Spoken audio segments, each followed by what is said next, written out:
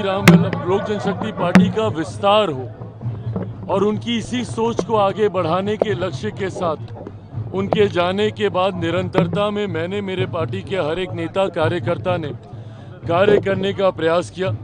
खुशी मुझे इस बात की है कि आज जहां बिहार में हम लोग के 5 सांसद हैं तो वहीं नागालैंड में भी हम लोगों के विधायक हैं। 2 विधायक वहां पर हाल फिलहाल में हुए झारखंड में, उसमें भी हमारी पार्टी ने एक सीट पर एक ही पे लड़े, एक ही जीते, 100% स्ट्राइक रेट वहाँ पर भी आज हमारे पार्टी के विधायक हैं। मेरे नेता, मेरे पिता आदरणीय रामविलास पासवान जी ने चाहा था कि ये पार्टी राष्ट्रीय स्तर की पार्टी बने। जिस तरीके से आज 3 राज्यों में हम लोगों का न सिर्फ जनाधार है बल्कि रिप्रेजेंटेशन है, हमारे प्रतिनिधि करने वाले लोग, हमारे विधायक वहाँ की विधानसभा में हैं। ऐसे में मैं मानता हूँ कि जल्द लोक जनशक्ति पार्टी रामविलास हमारे नेता के उस सपने को पूरा करेगी और जल्द एक राष्ट्रीय पार्टी के स्तर पर पार्टी अपने आप को स्थापित करने का कार्य करेगी। इसी सोच के साथ पार्टी का हर नेता, हर कार्यकर्ता देश के अलग अलग राज्यों में जहाँ पे भी पार्टी का मजबूत जनाधार है, हम लोग मेहनत करने का हम लोग प्रयास कर रहे हैं। आगामी बिहार विधानसभा का चुनाव भी है 2025 में।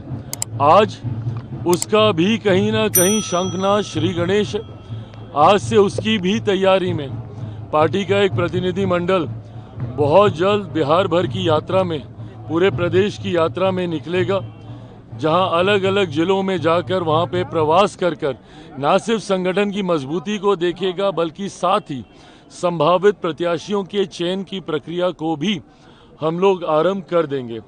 लक्ष्य 2025 में 200 से 25 ज़्यादा सीटें जीतने का है और ये विश्वास हम लोग का उपचुनाव से आता है। उपचुनाव में जिस तरीके से बेहतरीन प्रदर्शन एनडीए गठबंधन का रहा, 100% स्ट्राइक रेट यहाँ पे भी रहा। 4 सीटें हमारा गठबंधन लड़ा, 4 की 4 सीटें हम लोगों ने जीतने का काम किया।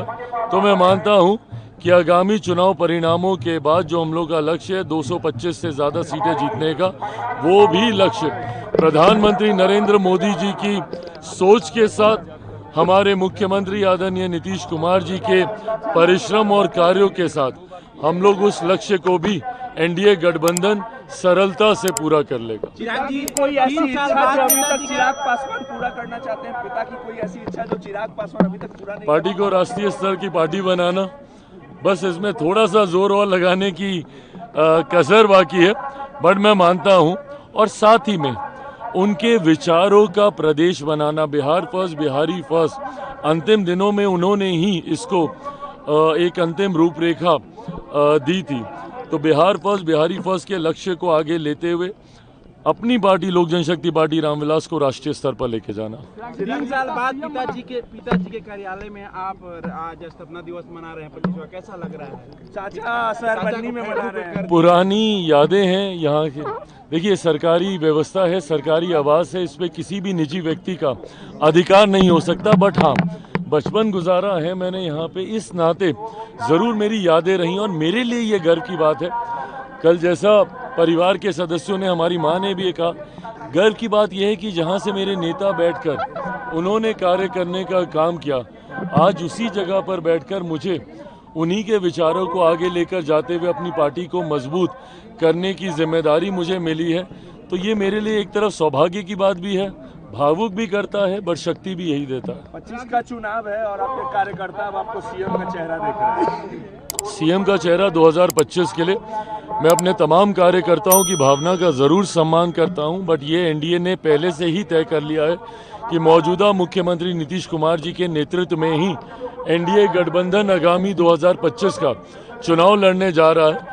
और मैं मानता हूं, मुझे पूरा विश्वास है कि अगले साल इस वक्त जब पुनः हम लोग पार्टी का स्थापना दिवस मना रहे होंगे, तब तक मेरे मुख्यमंत्री आदरणीय नीतीश कुमार जी एक बार फिर से मुख्यमंत्री पद की शपथ ले चुके होंगे। चिराग जी, आरक्षण को लेकर आप लोग महागठबंधन के साथ है स्मार्ट मीटर के मुद्दे पे, क्योंकि आपके सांसद भी लगातार बोल रहे हैं। देखिए, कहीं पे अगर कुछ तकलीफें हैं, जो दिक्कत है, गठबंधन साथी होने के नाते हम लोग की जिम्मेदारी बनती है कि सरकार तक वो विषय हम लोग पहुंचाने का हम लोग कार्य करें, इसका कतई मतलब नहीं है कि हम लोग किसी का साथ दे रहे हैं या किसी का हम लोग समर्थन कर रहे हैं। बट हाँ, अगर कोई ऐसे विषय हैं जहां जिसकी वजह से जनता को परेशानी है, उसको सरकार तक पहुंचाकर कैसे उसका समाधान ढूंढा जा सके, इस भूमिका में जरूर लोक जनशक्ति पार्टी रामराज। सदन चला और ऑपोजिशन लगातार आरक्षण और जाति आधारित गणना कराने का देश भर में मांग कर रहा है। आप लोग की भी रही है कि देश भर में होनी चाहिए। क्या लगता है कि अब आरक्षण का मुद्दा फिर से ऑपोजिशन उठा रहा है? क्यों?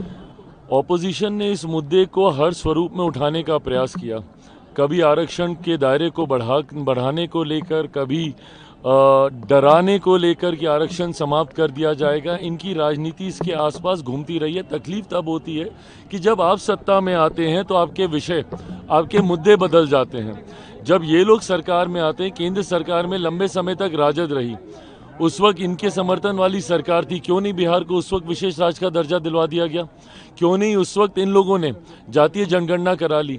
आज जिस तरीके से कांग्रेस पार्टी, राहुल जी बार बार घूम घूम कर देश भर में बोलते हैं कि भाई जातीय आधारित जनगणना होनी चाहिए, तो केंद्र में लंबे समय तक तो आप ही की सरकार थी ना। आज़ादी के बाद अगर सबसे ज़्यादा समय तक कोई केंद्र सरकार का हिस्सा रहा है तो वो कांग्रेस की सरकार रही है। क्यों नहीं इन्होंने करवा लिया? प्रधानमंत्री नरेंद्र मोदी जी के आने से ठीक पहले तक 10 साल लगातार मनमोहन सिंह जी के नेतृत्व में इन लोगों की सरकार रही, उस वक्त क्यों नहीं इन्होंने किया? तो ये दर्शाता है कि जब ये लोग सत्ता में होते हैं तो इनकी भाषा बदल जाती है और विपक्ष में राजनीतिक लाभ उठाने के लिए इनकी भाषा बदल जाती है। मिथिला राज्य की मांग राबड़ी देवी कर रही है, अलग राज्य होनी चाहिए। मेरी लड़ाई बिहार फर्स्ट, बिहारी फर्स्ट की है, जिसमें बिहारियों को एकजुट कर और जब तक हम लोग एक हैं, ये हम लोग की ताकत है। जो हमारे प्रधानमंत्री कहते हैं एक हैं तो सेफ हैं। कितनी बांटने की राजनीति करेंगे? कभी जाति के नाम पर, कभी धर्म के नाम पर, कभी भाषा के नाम पर, कभी क्षेत्रवाद के नाम पर। ये लोग सिर्फ बांट कर अभी तक अपनी राजनीतिक लाभ ये लोग उठाते रहे हैं। जनता के हितों की चिंता कभी करने का काम इन लोगों ने नहीं किया।